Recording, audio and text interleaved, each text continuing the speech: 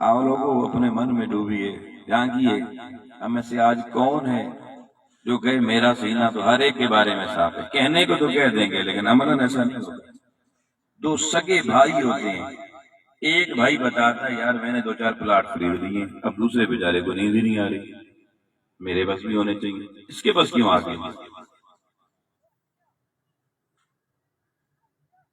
یہاں پہ ایک بڑی ضروری بات یاد رکھیں، ایک لفظ ہے حسد، ایک ہوتا ہے رشک، ان دونوں میں فرق ہے۔ حسد حرام ہے، ناجائز ہے، گناہ کبیرہ ہے، رشک کرنا جائز ہے، درست۔ اب ان میں تھوڑا سا فرق ہے، ایک مائنیوٹ سا فرق، اس کو سمجھیں۔ رشک یہ ہوتا ہے کہ کسی کو نعمت ملی، علم، دولت، مال، شہرت، عزت، جاہ، وقار، عہدہ، کچھ بھی مل گیا، اور دوسرے شخص کو یہ پتا چلا اس کے بعد یہ نعمت آ گئی، تو اس نے بندے کی طرف نہیں دیکھا، مالک کی طرف ہاتھ اٹھا دیا اور کہا مولا اسے دیا مجھے بھی دینا۔ یہ حسد نہیں ہوگا، اس کو اس سے کوئی مسئلہ نہیں ہے، اس کو ملی ہے، مگر وہ کہتا ہے مالک میں بھی تیرا بندہ ہوں، مجھے بھی دے دے، علم اسے دیا ہے مجھے بھی دے، تقوی اسے دیا ہے مجھے بھی دے، راحت اسے دی ہے مجھے بھی دے، مکان اسے دی دیا ہے میری بھی ضرورت ہے۔ تو اگر کوئی بندہ اللہ کی بارگاہ میں رجوع کر کے جو تقدیر کے فیصلے کرنے والا اور دینے والا ہے اس کی بارگاہ میں جولی پھیلا کے اس سے مانگے لیکن بندے سے نہ چلے، اس کو رشک کہتے ہیں، اور یہ جائز ہے، اور دینا تو رب نے ہمیں۔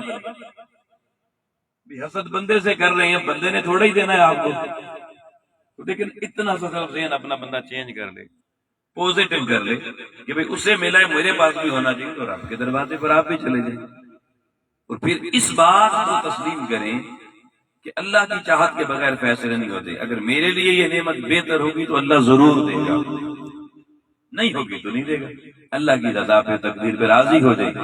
تو اب رشک بھی ہو گیا، تقدیر پہ راضی بھی ہو گیا، اب اس سلسلے میں اللہ اس کو اپنی رضا کا پروانہ دے گا۔ لیکن دوسری طرف اگر بدلے سے چلتے رہے، اس سے چھن جائے اس کے پاس کیوں چلی گئی، تو انسان کی زندگی گناہوں سے بھرتی رہے گی۔ اب کیونکہ یہ زندگی ہے، ایصال ثواب کے مجلس سے ہم نے اپنی رہنمائی کا سامان اکٹھا کرنا ہے، جس کا یہاں سے اٹھے تو ہمیں بھی فائدہ ہو۔ مرنے کے بعد ایصال ثواب سے نفع ہوتا ہے، لیکن کس کو ہوتا ہے؟ جس کے اندر ایمان موجود ہو۔ قرآن مجید کی سورہ طور کی آیت مبارکہ ہے، 59 نمبر سورہ اور آیت نمبر 21 ہے۔ اللہ پاک فرماتا ہے والذین آمنوا، اب سننا یہ جو میں نے جملہ کہا نا کہ ایصال ثواب فائدہ دے گا، لیکن پہلے ایمان تو ہونا۔ کافر کو ایصال ثواب کرنے تو فائدہ ہوگا؟ کچھ بھی نہیں ہوگا۔ والذین آمنوا، وہ لوگ جنہوں نے ایمان لایا، واتبعتہم ذریتہم، اور ان کی اولادوں میں سے جس نے ان کی اتباع کی، اتباع میں پہلی شرط تو ایمان ہے، الحقنا بہم ذریتہم، قیامت والے دن ہم ان نسلوں کو اپنے باپوں کے ساتھ اکٹھا کھڑا کریں گے، وما علتناہم من عملہم من شیء، اور بڑے بزرگوں کا عمل نہیں گھٹنے دیں گے، ان کی زندگی میں باقی اعمال اگر کم بھی ہوئے اللہ کہتا کوئی بات نہیں، وہ ایمان والا عمل جیسے بابا جی کا تھا اس کا بھی ویسا ہونا چاہیے۔ اگر ایمان ہوگا تو ایک بندے کے عمل کا فائدہ اللہ دوسرے کو ضرور عطا فرمائے گا۔ قرآن کریم میں اب دیکھیں ہم نے ایصال ثواب کا نیک عمل کیا، قرآن شریف پڑھا، دعا کی، استغفار کی، مغفرت کے لیے اللہ کی بارگاہ میں اس کی استدعا کی، اس کو فائدہ ملے گا، لیکن پہلی شرط یہ ہے کہ اس کا ایمان ثابت ہے۔ ایمان جن چیزوں سے ثابت ہونا وہ زندگی میں ہم کام ہی نہ کریں، کاہے کا فائدہ ہو۔ تو حسد، اب حضور کی حدیث سنیے، سنن ابو داؤد شریف کی حدیث مبارکہ، حدیث کا نمبر ہے 4903۔ امام الانبیاء علیہ السلام نے فرمایا وَإِيَّاكُمْ بِالْحَسَدِ، بالکل حسد سے بچ کے رہو، دور رہو، حسد کے قریب بھی نہ جاؤ۔ فَإِنَّ الْحَسَدَ يَأْكُلُ الْحَسَنَاتِ كَمَا تَأْكُلُ النَّارُ الْحَطَبَ، فرمایا حسد تمہاری نیکیوں کو ایسے کھا جاتا ہے جیسے آگ لکڑی کو کھا جاتی ہے۔ اب آگ میں لکڑی چلی جائے تو کیا خیال ہے لکڑی بچ جائے گی؟ وہ جلنے کے بعد اس کو لکڑی کہے گا کہ یہ لکڑی ہے؟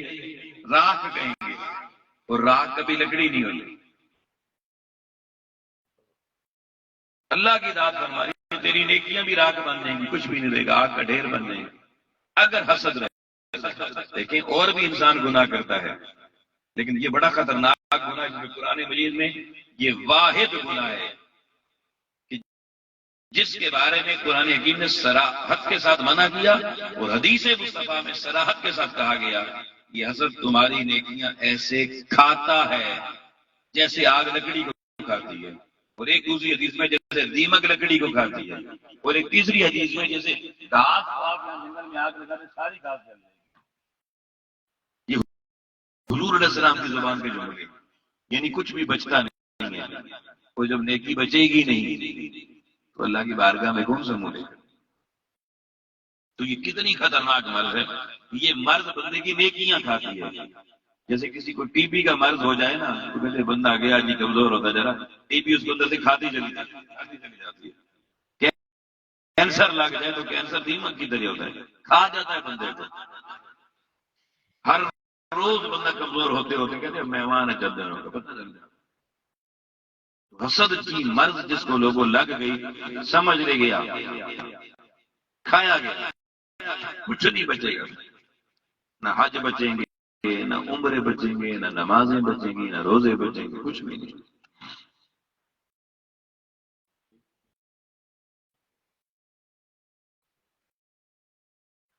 اب آپ گرامی یہ بڑی لائق توجہ گفتگو ہے جو میں کر رہا ہوں آپ کو۔ اب حسد کی اقسام سنیے۔ ہمارے بزرگوں نے حسد کی 3 اقسام بیان کی، میں تینوں آپ کے سامنے بیان کر دوں، فیصلہ خود کر لینا کہ ہم کہاں پہ کھڑے ہیں۔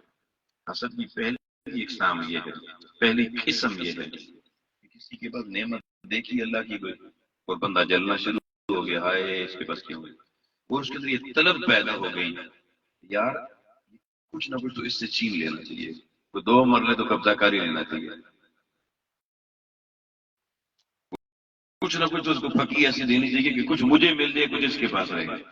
یعنی کہ کسی سے چھیننے کی اس طرح کوشش کرنا کہ کچھ اس کے پاس رہے، کچھ میرے پاس آ جائے، یہ حسد کا پہلا درجہ ہے، اور یہ سب سے نچلا درجہ ہے۔ یہ جو عدالتوں میں کیس لگے ہوئے ہوتے ہیں ساری دنیا کے، یہ کیا ہوتے ہیں؟ ان کے پیچھے بنیادی فلسفہ حسد ہی ہوتا ہے، اکثر ہو گئی کہ ساری تو مجھ سے نہیں چھین سکتا، اگر کچھ نہ کچھ اس سے لے لو نا، گریس کر لو، یہ حسد کا پہلا درجہ ہے۔ دوسرا درجہ یہ بندہ کہتا ہے سارے کا سارا ہی چھین لو، جو طاقتور ہوتا ہے نا، پہلا درجہ چھوٹے کمزور بندے میں ہوتا ہے، غریب بندے میں، مجھے پتا ہے میں ساری تو نہیں لے سکتا، کچھ نہ کچھ تو اس سے لے لو، اور نہیں اس کی گاڑی کے ٹائر ہی پنکچر کر دیں، یا رات کو ٹائر کھول کے لے جاؤ، جب اس کے انجن میں ریت ڈال دیں، کچھ نہ کچھ کر دیں، اس کی گاڑی میں جہاں سے پیٹرول ڈالتے ہیں وہ ڈھکن کھل جاتا ہے، وہ لاک نہیں ہوتا، چلے رات کو میں ریت ڈال دیں۔ یہ کیا ہے؟ اس کا کچھ نہ کچھ نقصان ہو جائے، یہ پہلا درجہ ہے۔ دوسرا درجہ یہ ہے کہ پورا ہی چھین ڈاکہ ماروں سارا لوٹ کے لے جاؤ، گاڑی چھین کے لے جاؤں، اور نقاب پہنا کوئی پہچان بھی نہ سکے۔ یہ اکثر یہ معاملات حسد کی وجہ سے ہوتے ہیں، یا کسی کو پیسے دے کے کہنا اس کو صحت بڑی اچھی ہے، اس کو جناب 2-4 گولیاں لگا دو، ٹانگیں توڑ ٹوٹ جائیں، ایسے اچھلتا کودا مجھے اچھا نہیں لگتا۔ حسد خدا جانے حابیل کابیل میں کیا مسئلہ تھا آدم کی اولاد میں۔ حسد دنیا میں پہلا مرض، دنیا میں عالمی انسانیت میں جو پہلا مرض پیدا ہوا لوگوں کو حسد، عالم انس میں پہلا مرض جس نے جنم لیا، پہلی بیماری جو انسان کو لگی نا، وہ سر درد کی نہیں تھی، وہ بخار کی نہیں تھی، وہ حسد کی بیماری تھی۔ اس لیے یہ پہلے دن سے یہ سینوں میں چلی آ رہی ہے تھوڑی تھوڑی۔ تو دوسرا درجہ یہ ہے کہ سب کچھ اس سے چھین لیں، اس کے پاس کچھ بھی نہیں رہنا چاہیے۔ اور تیسرا سب سے خطرناک درجہ یہ ہے کہ مجھے ملے یا نہ ملے مگر اس کے پاس نہیں رہنا چاہیے۔ اور شاید میں اگر غلط نہ کہوں تو ہم میں سے اکثر اسی درجے میں سٹینڈ کرتے ہیں، مجھے ملے نہ ملے جی مجھے کوئی غلط نہیں مگر یہ دیکھو نہیں رہنا چاہیے۔ یہ سب سے خطرناک درجہ حسد ہے۔ یہ 3 درجے حسد کے لیے۔ اب حسد کا نتیجہ کیا نکلتا ہے؟ کیونکہ جو پھر آپ کام کریں، جس کی تیاری کریں، وہ اس کا نتیجہ بھی دیکھنا پڑتا ہے. کیا حسد کا نتیجہ یہ ہوتا ہے کہ حاسد کے دل میں جو آگ لگتی ہے، وہ جس سے حسد کرتا ہے اس کو اگر کوئی نعمت پھر بھی ملے حسد کے باوجود، اس کو رنج ہونا شروع ہو جاتا ہے، اس کو دکھ ہونا شروع ہو جاتا ہے، وہ جل جل کے نہ مرتا ہے بیچارہ، اس کا کھانا ہضم نہیں ہوتا. یار وہ رات کو دانت بھی ایسے ایسے کر کے آپس میں جناب سوتے ہوئے جناب رگڑتا ہے کہ یار اس کو کیوں مل. یعنی کسی بندے کو اللہ کی نعمت ملے، وہ ناخوش ہو کے تکلیف اس کے وجود میں آئے. اور اگر اس بیچارے کا کوئی ایکسیڈنٹ ہو گیا، کوئی ڈاکہ واقعی گھر میں پڑ گیا، کوئی کسی نے اور قبضہ کر لیا، اب وہ خوش ہوتا ہے. ٹھیک ہے، بندے سے نعمت چھینے اور بندہ خوش ہو جائے اور ملے تو دل تنگ پڑ جائے، اس کو رنج اور کلیجے میں جناب پل پڑنا شروع ہو جائیں، یہ حسد کا نتیجہ آتا ہے. یعنی آگ واقعی لگ چکی ہے اور اب جلنا شروع ہو گیا. اب اگلا سوال یہ، حسد کے اسباب کون کون سے؟ سبب ہی تو بتاؤ، بڑے دو چھوٹے سے اسباب کی بھی بات کی. ایک سبب جو حسد کا بڑا سبب ہے وہ ظاہری ہے، دوسرا باطنی. ظاہری حسد کا سبب ہے کہ کسی بندے کے پاس مال دولت دیکھی یا کوئی منصب دیکھا، کوئی عہدہ دیکھا. اب دیکھیں یہ دکان، پلاٹ، گاڑی، یہ سارے مال میں آ جاتے ہیں، مال و متاع میں آ جاتے ہیں. اور منصب میں کسی بندے کو کوئی عہدہ، بھلے وہ کوئی جناب علاقے کا نمبردار ہے یا وہ مسجد کمیٹی کا ہی صدر ہے یا گاؤں کا امن کمیٹی کا کوئی بڑا ہے یا کوئی تھانے دار بن گیا ہے، کوئی پولیس میں چلا گیا، کسی اور عہدے پہ چلا گیا ہے، یا کوئی ایم پی اے بن گیا ہے، کوئی ناظم بن گیا، کوئی نگران بن گیا، کچھ بھی بن گیا، جس کے پاس کوئی عہدہ آ گیا کسی طرح کا، چاہے خاندان میں کسی کو بڑا بنا دیا گیا، اس سے یعنی حسد کے اسباب میں یہ پہلا سبب ہے. ایک کا نام ہے مال و دولت اور اس کی پھر کیٹیگری ہے، اور دوسرا ہے منصب اور عہدہ. یہ انسان کے جلنے کے سبب ہوتے ہیں ظاہری، اس کو نظر آنے والی چیزیں. اور دوسری چیزیں جو نظر نہیں آتی، جس کا تعلق دل کی دنیا سے، وہ ہے بغض اور کینہ. اور بغض اور کینہ آپ کو پتا ہے ایسے ہوتا ہے جو بندے کو خود بھی نہیں پتا ہوتا کہ اس بندے سے مجھے بغض کیوں ہے، کینہ کیوں ہے. ایسے ہی بندہ چلتا رہتا ہے. کسی کو دیکھا یار یہ بندہ بڑا حسین ہے، سونا بندہ ہے، میں کیوں نہیں، شیشے کو دیکھ کے اپنے آپ سے جلنا شروع ہو جاتا یار میری ناک اس کی طرح نہیں ہے. ہماری عورتیں زیادہ اس طرح کے معاملات کرتی ہیں، پھر وہ بڑی بڑی مہنگی کریمیں خریدتی ہیں، پورا دن بیچاری کسی پارٹی میں جانا، 2 گھنٹے پارٹی میک اپ ہو رہا ہے. کیا حسد ہے؟ فلانی آئی ہوئی ہوگی تو میں اسے پیچھے نہ رہ جاؤں. اللہ نے تو مجھے ایسا حسن نہیں کیا، پر میں من سمر کے ایسے جاؤں گی نا، اس کی ایسی چیز. کپڑوں کا حسد، یہ تو اب لڑکوں میں بھی آ گیا، میرے کپڑے اسے بہتر ہو، کپڑے پہننے سے سطر چھپانے کے لیے اب دنیا کو دیکھا اسے بہتر ہونے دے. جوتوں کا حسد، اس نے سروس کے لیے میں نے انگلش شوز لینے، ڈان کارلس لینے، اس سے بڑی کمپنی زیادہ مہنگا، حالانکہ پاؤں میں جوتا ہی پہننا ہے. اصل مقصد چھوڑ دیا مقابلے میں. یہ جو ریس شروع ہوگی نا، یہ بغض اور کینے کی بنیاد پہ یہ بھی حسد میں، اس کو بھی کینا کہتے ہیں. لیکن کتنی چھوٹی تھی، اور گھر گھر ہمارے بچے بچیاں اس کا شکار. کسی کا قد کاٹ دے گا، اچھا میرا قد چھوٹا ہے، اب ویسے ہی چل رہا ہے، اب اس کو تانے دے گا، وہ جی لمبے بندے کی عقل تو گٹوں میں ہوتی ہے. کہتے نہیں کہتے، اگر اپنا قد لمبا ہوتا تو پھر اپنی عقل کہاں ہوتی، اور میری تو ادھر ہی ہوتی ہے، تو دوسرے کی گٹوں میں کیسے چلے گی؟ گٹے میں بھلا عقل ہو سکتی ہے، عقل دینے والا کون ہے؟ یہاں بھی خدا کی تقدیر پہ اعتراض ہو رہا ہے یا نہیں ہو رہا ہے؟ کتنی آسانی سے ہم کہہ دیں، پتہ ہی نہیں کس طرف جا رہے ہیں. تو یہ 2 اسباب میں نے بتائے آپ کو حسد کے. میں تیزی سے آگے بڑھ رہا ہوں تاکہ میں تھوڑی سے وقت میں اپنی بات مکمل کر سکوں. اب سوال پیدا ہوتا ہے کہ حسد کا علاج کیا ہے. ہم نے ٹیسٹ تو بیان کر دیے کہ ٹیسٹ کر کے ہر بندہ اپنے ٹیسٹ سامنے رکھے. یہ بیماری میرے اندر کتنی ہے، کس درجے میں. اب وہ کہے گا جی ڈاکٹر صاحب علاج بھی تو بتائیں. اس کے دو علاج ابھی بتا رہا ہوں. پہلا علاج یہ ہے جو محدثین بزرگ ائمہ نے تجویز کیا ہے، وہ کہتے ہیں بڑی خوبصورت بات ہے. عالمین کو بہت سارے ہیں مگر تین عالم بڑے قابل توجہ ہیں. ایک عالم دنیا، ایک عالم جنت، ایک عالم دوزخ. یہ تین الگ دنیایں ہیں. ایک یہ دنیا، ایک جنت والوں کی دنیا، ایک جہنم والوں کی دنیا. اب توجہ میری طرف رکھیں، علاج کیونکہ صحیح نہیں سمجھیں گے نا تو ساری گفتگو کا کوئی فائدہ نہیں. لوگوں جس کو پکا سکون چاہیے کہ ہماری زندگی میں صرف خوشی رہے، کبھی رنج نہ آئے، دکھ نہ آئے، تو یہ جنت میں ملے گا. جنت میں تکلیف نہیں، بیماری نہیں، پریشانی نہیں، کوئی مسئلہ نہیں، کوئی جادو نہیں، کوئی ٹونا نہیں، کوئی شر نہیں، کچھ نہیں. اور ابھی ہم جنت میں گئے نہیں ادھر رہے. اور اگر آپ چاہتے ہیں تو بندہ پکا ہی ہر وقت دکھ میں رہے تو سب سے پہلے اپنے بارے میں سوچیں کہ ہر وقت دکھ، ہر وقت رنج، ہر وقت تکلیف، ہر وقت درد، پریشانی، یہ کہاں پر ملے گی؟ یہ جہنم میں ملے گی. جہنم میں ایک سانس بھی سکھ کا توجہ ہے جی. پریشان ہے آپ کو بیماری، مریض واقعی پریشان ہوتا ہے. مریض ڈاکٹر کے پاس جائے تو واسطہ مسکراتا نہیں ہے، پتہ چلتا ہے واقعی بیماری ہے.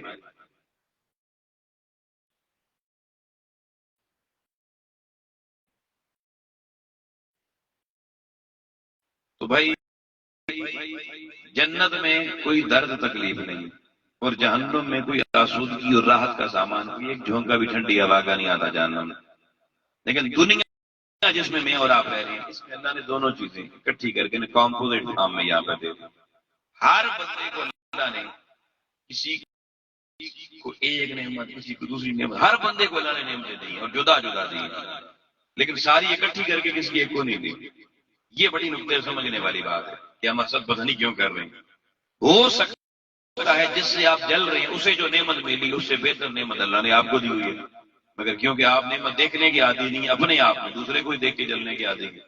اللہ نے دیکھے ایک بندے کو مثلا مال و دولت بہت دے دی، امیر بنا دیا، تو ساتھ آپ دیکھیے کہ اس کا میدا بھی کام کرتا ہے یا نہیں کرتا، وہ نعمتیں کھا بھی سکتا ہے یا نہیں کھا سکتا. میں نے تو بہت سارے دیکھے میدا ہی خراب، کچھ بھی نہیں کھا سکتا. اب دولت کی ایک نعمت دی، ایک پریشانی بھی دے دی. کسی کو اللہ نے حسن دیا، حسن، اور آپ اس کے حسن سے جل رہے ہیں. میں اتنا سونا نہیں ہوں جی جتنا سونا ہے. تو بابا ممکن ہے اللہ تعالیٰ نے آپ کو اس سے بڑا عہدہ دے دیا، آپ بڑے عہدے پر بیٹھے، یہ بھی تو نعمت ہے نا. یہ اللہ کی تقسیم ہے. کسی کو امیر بنایا تو بیمار بنا دیا، کسی کو غریب بنایا تو پاؤں میں دیکھیں نا جھگی والے لوگ ہوتے ان کے بچے جوتے بھی نہیں ہوتے لیکن بیماری نہیں ہوتی. اور امیر روزانہ بچے لے کر جنافسیہ میں جا رہے ہیں، بڑے بڑے اسپتالوں میں لگا رہے ہیں. یہ قدرت کا نظام دیکھیں، وہ ایک طرف نعمت دیتا ہے تو ساتھ کوئی پریشانی بھی دے دیتا ہے، کیونکہ دنیا میں دونوں چیزیں ساتھ ساتھ ہیں. قدرت غریب کو بیماری سے دور رکھا مگر اس کو بڑا گھر نہیں دیا، دولت نہیں دی. یہ اللہ کی تقسیم ہے. بولیے کس کی تقسیم ہے؟ اللہ کی تقسیم ہے. ہمیں اس پہ راضی رہنا چاہیے. ہم کیوں جل رہے ہیں؟ اور جلنے کا نتیجہ کیا ہوتا ہے وہ بھی بتا دو، لیکن اس سے پہلے آپ دیکھیں ایک حل ہمارے بزرگوں نے یہ بتایا. حضرت عبداللہ بن مبارک قرون اولیٰ کے چوٹی کے محدث اور بزرگ گزرے ہیں، فقیہ گزرے ہیں. اب فرماتے ہیں کہ میں ایک ایسے محلے میں رہتا تھا جہاں مجھ سے سارے لوگ زیادہ امیر تھے، تو میں روزانہ ان کو دیکھتا میرا دل اڑتا، جلتا. میں بڑا پریشان ہو گیا، بھائی کروں کیا؟ کہتے ہیں میں ایک تابعی رسول یا ایک اور بزرگ کے پاس چلا گیا، تو میں نے اسے اپنا سارا مسئلہ بتایا. پوچھنے کا تم ایسے یہاں سے ہجرت کرو، اس محلے میں چلے جاؤ، رہائش وہاں رکھو جہاں غریب لوگ رہتے ہیں. میں نے کہا اس کا فائدہ؟ وہ کہتے روزانہ جب آپ دیکھیں گے کہ آپ کی سواری غریبوں سے بہتر ہوگی آپ اللہ کا شکر ادا کریں گے، آپ کا کھانا غریبوں سے بہتر ہوگا آپ اللہ کا شکر ادا کریں گے. اب ہم ہوتے غریب ہیں، اٹھ کے بیریا ٹاؤن میں چلے جاتے ہیں، پھر جل جل کے واپس 15-20 سال نہیں جی شہر میں زندگی ٹھیک نہیں کرائیں گے، ٹھیک سے سمجھ آ رہا ہے. تو حضرت عبداللہ بن مبارک کہتے ہیں میں نے اٹھایا اپنا بھنگ بھوسڑا اور جا کے میں جناب ایک غریبوں کے محلے میں رہنا، کہتے ہیں اس کے بعد روزانہ صبح و شام عبداللہ بن مبارک اللہ کا شکریہ ادا کرتے رہتا، لگتا تھا میں ہی سب سے بہتر، حسد والا ختم ہو گیا معاملہ۔ ایک تو یہ حال بتایا بزرگوں نے، اور دوسرا یہ بتایا کہ بھائی حسد تمہاری نیکیاں کھا جاتا ہے، لیکن جس سے آپ حسد کر رہے ہیں کچھ نیکیاں آپ بیچ رہے ہیں، اس کو دے رہے ہیں، تو نیکیوں کی تجارت اب کریں، کسی سے لینے والا سودا نہیں کر رہے، ہر ایک کو دینے والا سودا کر رہے۔ وہ کہتے ہیں بندے صرف اتنی بات سمجھ رہے دنیا میں جو لٹ گیا، مال چلا گیا، مکان چلا گیا، اولاد چلی گئی، کچھ ہو گیا، کوئی فرق نہیں پڑتا، اگر تو قیامت کو بچ گیا اللہ ساری نعمتیں دے دے گا، لیکن اگر سب کچھ ادھر بچ گیا اور ادھر کچھ نہ بچا تو نقصان میں چلا جائے گا۔ فرمایا وہاں قیامت کو صرف نیکیاں کام آئیں گی، ایک نیکی بھی نہ باپ بیٹے کو دے گا نہ بیٹا باپ کو دے گا۔ یوم یفر المرء من اخیہ وابی وامہ وصاحبتہ، فرمایا ہر رشتہ اس بندے کو چھوڑ کے بھاگے گا، کوئی ایک نیکی دینے کے لیے تیار نہیں ہوگا۔ یہاں پہ نیکیوں کی فصل اگانی ہے، نیکیوں کی فصل اکٹھی کرنی ہے، جیسے گندم کی فصل یہاں پر اگاتے ادھر ہی کھاتے ہیں، نیکیوں کی فصل بھی ادھر ہی بندے نے اکٹھی کرنی ہے۔ اور حسد تو نیکیوں کی فصل اجاڑ دیتا، آگ ہے، جل کے ساری نیکیاں راکھ ہو جاتی ہیں۔ تو فرمایا تم دنیا میں یہ سوچو کہ میں حسد کروں گا تو اپنا نقصان کروں گا، کسی اور کا۔ اب اگر آپ کو پتا میں کوئی ایسا کام کریں میرے گھر سے پیسے روزانہ چلے جائیں خود بخود ہی اڑ کے کہیں اور، تو آپ وہ کام کریں گے، لیکن نیکیاں اڑ کے جا رہی ہیں، انہیں میں پتہ ہی نہیں ہے۔ حضرت سفیان ثوری رحمۃ اللہ علیہ کہتے ہیں امام ابو حنیفہ سے بڑا بخیل میں نے کوئی دیکھا۔ بڑا عجیب جملہ ایک بزرگ کا دوسرے بزرگ کے بارے میں، کسی نے پوچھا سفیان ثوری تجھے کیا ہو گیا؟ ابو حنیفہ کہاں سے بخیل ہے؟ کہا وہ اپنی نیکیاں کسی کی طرف جانے ہی نہیں دیتا، دیکھیں ان کی سوچ کہاں پر تھی۔ وہ کہتے ہیں وہ کوئی ایسی بات نہیں کرتے ان کے سامنے، کسی بندے کی جتنی مرضی برائیاں بیان کر لو وہ ایک جملہ بھی نیگیٹو نہیں کہتے، اپنی نیکی کسی کے پاس نہیں۔ حضور نے فرمایا، یہ سنن ترمذی کی حدیث نمبر 2933 ہے، آقا رسول نے فرمایا قیامت کو سب سے بڑا مفلس وہ ہوگا جس کے پاس حج بھی ہوں گے، نیکیاں بھی ہوں گی، نمازیں بھی ہوں گی، روزے بھی ہوں گے، تلاوتیں بھی ہوں گی، سجدے بھی ہوں گے، رکوع بھی ہوں گے، ہر چیز ہوگی، لیکن اس نے زندگی میں کسی کے ساتھ کسی کی غیبت کی ہوگی، کسی کا ساتھ حسد کیا ہوگا، کسی کی چغلی کی ہوگی، اللہ پاک اس کی نیکیاں ساری ان میں بانٹتا جائے گا جس جس کو اس نے ستایا ہوگا۔ اب ساری نیکیاں ختم ہو جائیں گی نہ اس کے کھاتے میں، نہ حج رہے، نہ عمرے رہے، نہ نمازیں رہی، نہ تلاوتیں رہی، سارے سودے چلے گئے۔ ابھی گاہک باقی ہیں جی، ابھی اور لوگوں کو بھی ستایا ہوا ہے، اور بھی غیبتیں کی ہوئی ہیں، اور بھی حسد کیے ہوئے ہیں۔ اب اللہ کہے گا اس نے زندگی میں کوئی نیکی کی ہے مزید، تو وہ تو ہے نہیں۔ اب اللہ کہے گا اس جو تاجر، یہ جو گاہک آیا ہے نا جس کی غیبت کی ہوئی ہے، اس کے گناہ اٹھا کے اس کے پلڑے میں ڈالتے جاؤ۔ تو نیکیاں بک گئی، گناہ خرید لیے۔ بتائیں یہ سودا اچھا ہے؟ عقل کا سودا ہے کہ آپ اپنا کھاتا گناہوں سے بھرتے جائیں، گناہوں سے بھرتے جائیں، اور اپنی نیکیاں اٹھا کے دوسروں کے نیکیوں کا بیلنس دوسرے کا بڑھاتے رہیں۔ آپ کے موبائل سے 10 روپے کا بیلنس غلطی سے کسی اور کو سینڈ ہو جائے، آپ کو نیند نہیں آتی، کبھی اس پہ بھی سوچا؟ اور روزانہ ہم یہ والی تجارت کر رہے ہیں، اپنی نیکیاں اٹھا کے لوگوں کی غیبتیں، لوگوں کی حسد، لوگوں کے ساتھ چغلیاں، برائیاں لوگوں کی کر کے اپنی نیکیاں اٹھا کے 5 نیکیاں بابا جی نے 5 نمازیں پڑھی، اٹھا کے روزانہ کسی دوسرے کو دے دی۔ وہ جس نے نمازیں پڑھی نہیں، نیکی کی نہیں، اس نے دوسرے کے گناہ، اپنے بھی پورے گناہ بہت تھے، دوسرے کے اٹھا کے اپنے کھاتے میں ڈال دی۔ کتنے نقصان کا سودا آپ سوچیں۔ آقا نے فرمایا سب سے بڑا مفلس ہوگا، سب سے زیادہ کنگال ہوگا قیامت والے، اس کے کھاتے میں کیا ہے؟ گناہ کے سوا کچھ نہیں بچے گا۔ تو دوسرا حل یہ بتایا، اس پہ نظر رکھو، اگر حسد سے بچنا، اس بیماری سے نجات چاہیے کہ میں نے اپنی نیکیاں جانے نہیں دینی، دوسروں کے گناہ ادھر آنے نہیں دینے۔ اس پہ جس کی نگاہ رہے گی زبان اپنی قابو میں رکھے گا، سوچ اپنی نیت قابو میں رکھے گا۔ میں کیوں کسی سے جلوں گا؟ میں میری نیکیاں اڑ کے ادھر چلی جائیں گی، اور نیکیاں اڑتے ہوئے نظر تو آئیں گی نہیں، قرآن و حدیث نے بتا دیا جاتا چلی جائیں گی، اور اس کے گناہ اڑ کے میرے کھاتے میں آ جائیں گے، میں کسی کا بوجھ کیوں اٹھاؤں؟ اگر آپ نے کسی کی زمین پہ قبضہ کر بھی لیا 2 مرلے پر، آپ کو پتا حضور نے کیا فرمایا؟ آقا نے فرمایا جو بندہ کسی کی زمین دباتا ہے یا کسی کی کوئی گاڑی اٹھاتا ہے، کوئی بھی کسی کی چیز اٹھا لیتا ہے، قیامت والے دن اس کے سر پہ رکھ کے سارا کچھ اللہ اس کے سر پہ ڈالے گا. وہ پورا زمین پلاٹ اس کے سر پر ہوگا. جو 5 کلو دنیا میں وزن نہ اٹھا سکے وہ پورا پلاٹ کا کیسے اٹھائے؟ کب جائے گا نیچے؟ آؤ دوستان، زندگی بڑی مختصر. فیض الرحمان عباسی صاحب کل تک آپ کے درمیان مسکراتے ہنستے ہوں گے، آج نہیں. آج ہم بھی یہاں پہ بیٹھے ہیں، کل نہیں ہوں گے. آنے والے نے جانا ہے. نہ بندہ اپنی مرضی سے دنیا میں آتا ہے، نہ